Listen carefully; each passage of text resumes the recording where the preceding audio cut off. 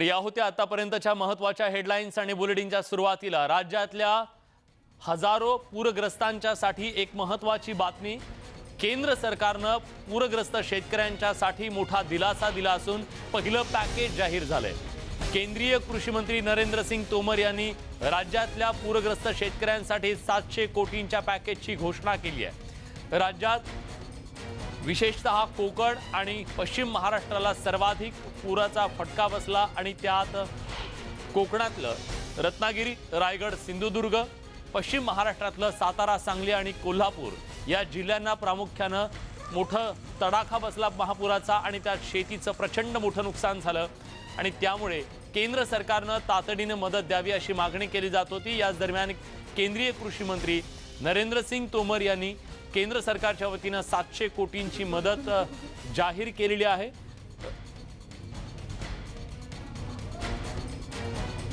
तेव्हा राज्य सरकारच्या मदतीकडे सुद्धा सगळ्यांच्या नजरा लागलेल्या असताना केंद्र सरकारने ही मदत जाहीर केलेली आहे। याबद्दल अधिक तपशीलवार माहिती देण्यासाठी आता आपल्या सोबत आपले प्रतिनिधी दिल्लीचे प्रशांत लीला रामदास आहेत। आपण थेट त्यांच्याकडे जाऊया। प्रशांत, कशी ही मदत असणार आहे, कुणाला नेमकी ही मदत मिळणार आहे आणि कधीपर्यंत मिळणार आहे? महत्वाचं म्हणजे कोकण आणि पश्चिम महाराष्ट्रामध्ये ज्या पद्धतीनं पुराचा तडाखा बसला होता, त्यानंतर लाही लाही चित्र होतं। अनेक घरांमध्ये पाणी घुसलं होतं, अनेक ठिकाणची संसार उद्ध्वस्त झाली होती। या संदर्भात लोकसभेमध्ये आज केंद्रीय कृषी मंत्री नरेंद्र सिंग तोमर यांनी स्पष्टपणे सांगितलं की आम्ही राज्य सरकारला जवळपास 700 कोटीची मदत करतोय।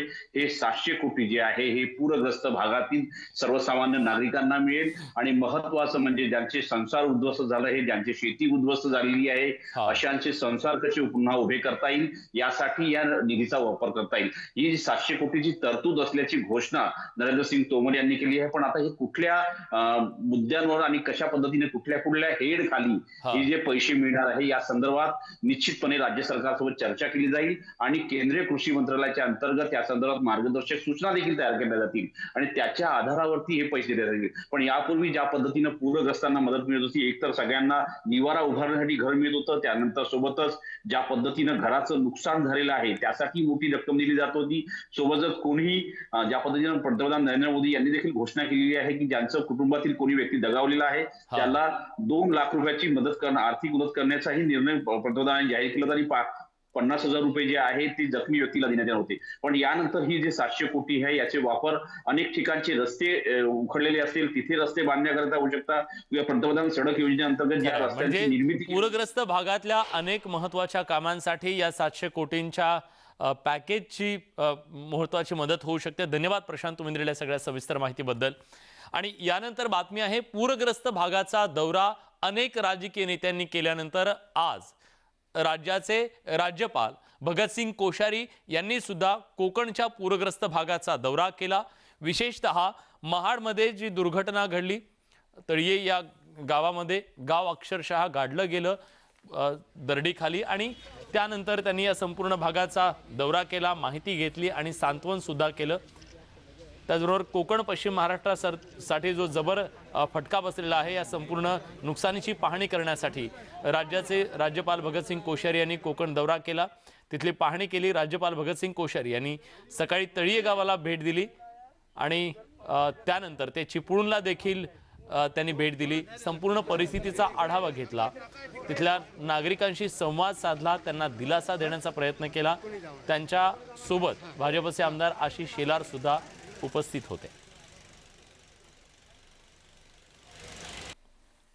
मुख्यमंत्री जी आपके आ गए, मंत्री जी घर के रोज हैं, आप सांसद जी गए हुए हैं।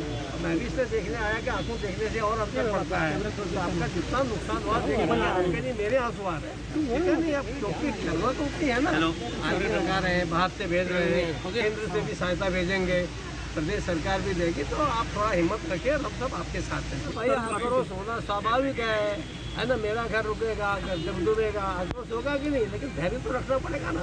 धैर्य रखिए, सब आपके साथ है, पूरा देश आपके साथ है, इसमें कोई आज राजनीति नहीं कर रहा है, सबके सब लोग आपके साथ हैं। राज्यपाल भगतसिंग कोश्यारी यांनी आज पूरग्रस्त भागाचा दौरा केला आणि या दौऱ्यावरून राजकीय आरोप प्रत्यारोपांना सुद्धा सुरुवात झाली आहे। एका बाजूला राज्यपालांनी आता केंद्राच्या कडून मदत आणावी अशा प्रकारची भूमिका ही राज्यातल्या इथल्या सत्ताधाऱ्यांकडून व्यक्त करण्यात आली। तर दुसऱ्या बाजूला सत्ताधारी नेते या संपूर्ण दौऱ्याच्या दरम्यान कुठे दिसले नाहीत, त्याच्यावरून सुद्धा विरोधकांनी त्याच्यावर टीका केली। नेमकं काय राजकारण घडलं, काय आरोप प्रत्यारोप रंगले, एक नजर टाकूया। राज्यपाल ने भी किया दौरा तो हम उनका स्वागत ही करते हैं, अच्छा काम है। लेकिन अब मुझे ऐसा लगता है कि उन्होंने केंद्र सरकार के ऊपर थोड़ा सा अपना जोर यूज़ करके, अपने ऑफिस का यूज़ करके जो है एक अच्छा पैकेज के लिए अगर वो गुहार करे तो मुझे ऐसा लगता है कि महाराष्ट्र की जनता के ऊपर थोड़ा न्याय होगा। क्योंकि जो पैकेज जिस तरीके से गुजरात को दिया गया था उसी तरीके से, क्योंकि मेरे ख्याल से आपने देखा होगा कि जब भी देश पे संकट आता है तो महाराष्ट्र एक ऐसा है जो सबके लिए आगे दौड़ के जाता है। अब ये बार बार महाराष्ट्र के ऊपर इस तरीके के संकट आ रहे हैं। इस वक्त अगर राज्यपाल अगर प्रधानमंत्री जी से बात करके एक अच्छा पैकेज दिलाएं, ताकि क्या अवस्था है आपने देखा होगा कि लोगों के हाल बेहाल है, तो मेरे ख्याल से इस जो दौरे का मेरे ख्याल से फायदा होगा। कल्याणाची तुझी जाऊन ही एक नवीन कन्सेप्ट दिसते आणि कारण नसताना अनेक लोक गाड्या घेऊन त्या ठिकाणी जात असतात। माझं आव्हान आहे त्यांना की आता तिथे शासकीय यंत्रणा आणि तिथे स्थानिक संघटना आणि कार्यकर्ते हे पुनर्वसनाच्या कामामध्ये लक्ष केंद्रित करत आहेत, त्यांचं लक्ष विचलित होईल अशा प्रकारचे दौरे हे शक्यतो टाळण्याचा उद्देशाचा प्रयत्न त्या ठिकाणी करावा।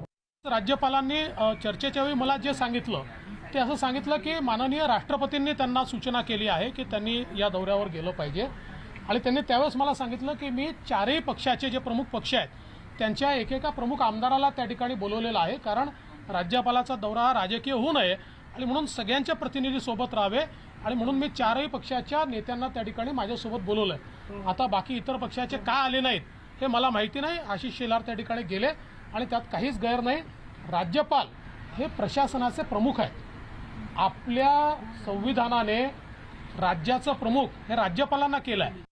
प्रत्येक जण आपापलं मदत करण्याचं काम करतोय। याच्यामध्ये मी ज्या वेळेला माझ्या पक्षातल्या सगळ्या माझ्या महाराष्ट्र सैनिकांना आवाहन केल्यानंतर कोकणामधल्या प्रत्येक ठिकाणी प्रत्येक गावागावामध्ये माझ्या जिथे इथे हे प्रॉब्लेम झालेले आहेत तिथे इथे सगळीकडे माझा महाराष्ट्र सैनिक पोहोचला आणि तिथे मदत कार्य सुरू आहे।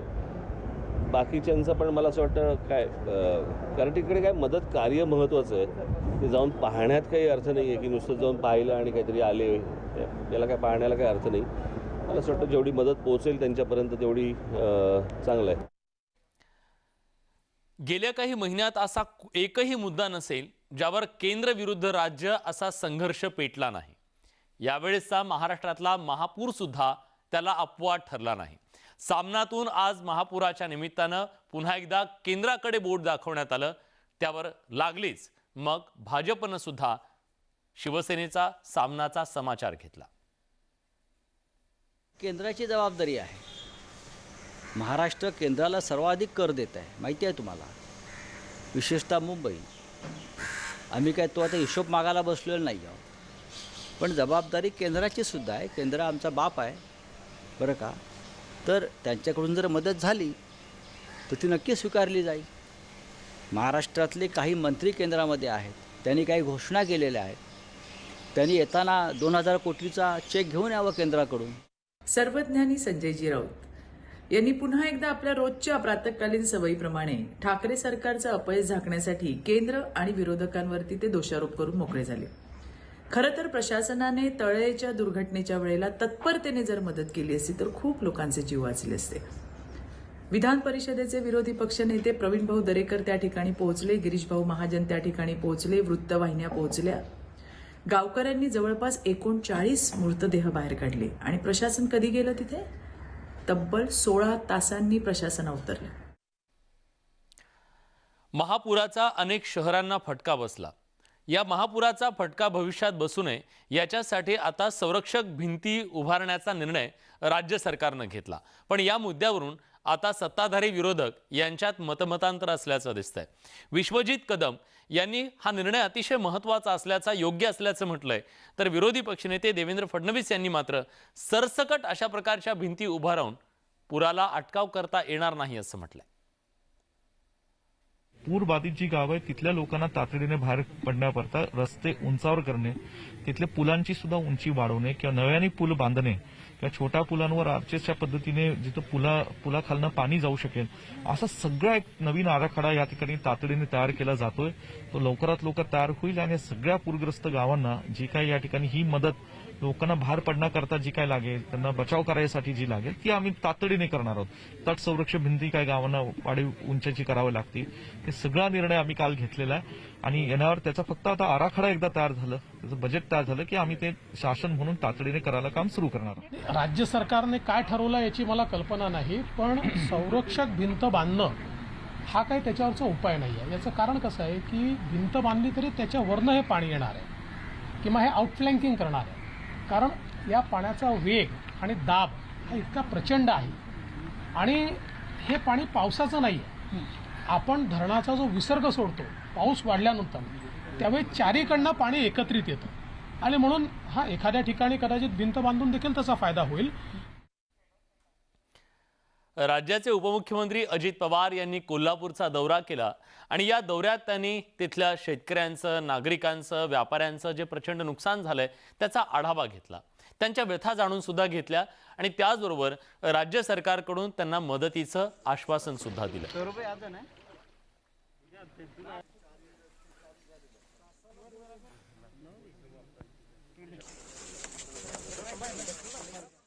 सगळ्या नागरिकांना मदत करण्याची भूमिका राज्य सरकारने घेतलेली आहे. पंचनामे चालू आहेत, अजून 100% पंचनामे झालेले नाहीत. राहिलेल्याही दिवसामध्ये जसं जसं पाणी ओसरेल तसे पंचनामे होणार आहेत. पिकाचं किती नुकसान भरपाई द्यायची, खरडून जमिनी गेलेल्या आहेत त्याला किती मदत त्या ठिकाणी करायची आहे, बाहेरच्या गँग आणून महावितरणचे पोल आणि ट्रान्सफॉर्मर सुरू करण्याचं काम झालेलं आहे.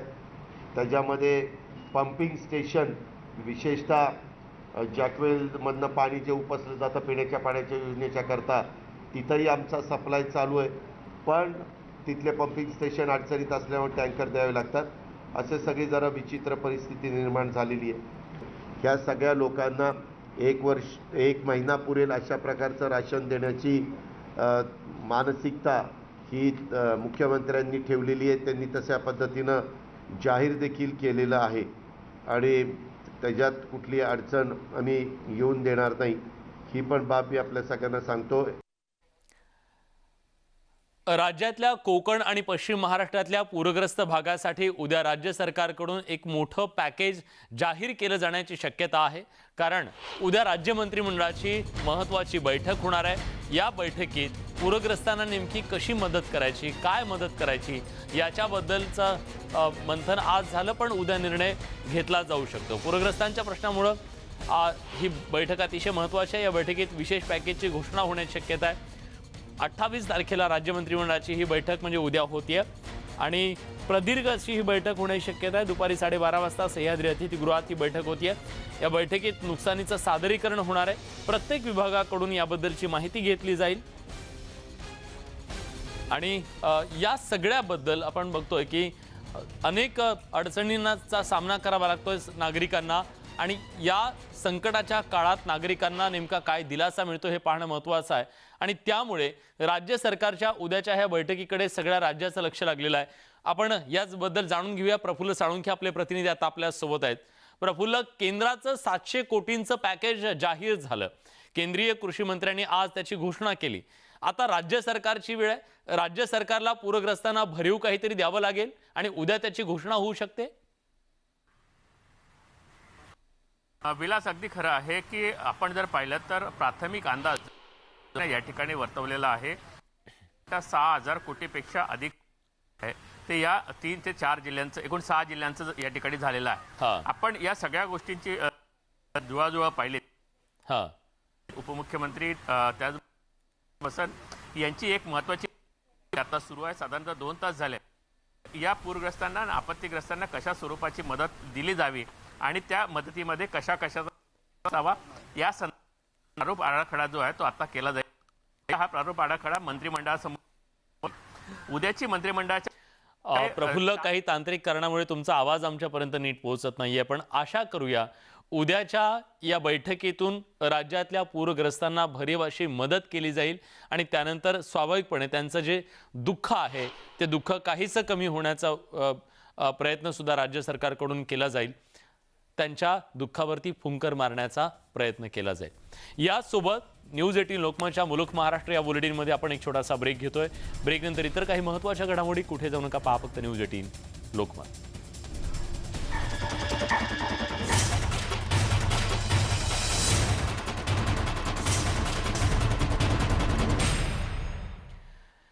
ब्रेक नंतर तुमचं पुन्हा एकदा स्वागत. यानंतर आपण एक बातमी बघणार आहोत एका हिरकणीच्या धैर्य कथेची. महाडमधल्या तळीयेमध्ये एक दुर्घटना घडली, दरड कोसळली, अक्षरशः मृत्यू बनून हा डोंगर गावावरती कोसळला, गाव गाडलं गेलं.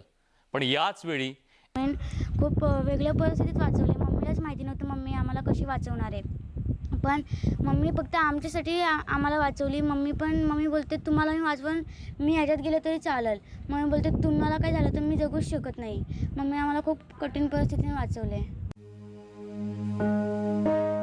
तळीये गावातल्या गावकऱ्यांचे अश्रू अजूनही थांबायचं नाव घेत नाहीयेत. नैसर्गिक आपत्तीनं त्यांना आयुष्यभराचं दुःख दिलंय. मात्र या आपत्तीतही शेवंता कोंडाळकर यांनी दाखवलेलं साहस त्यांच्या मुलांसाठी मायेची ऊब देणारं ठरलंय. महाड तळीयेहून शिवाजी गोरेसह ब्युरो रिपोर्ट, न्यूज 18 लोकमत.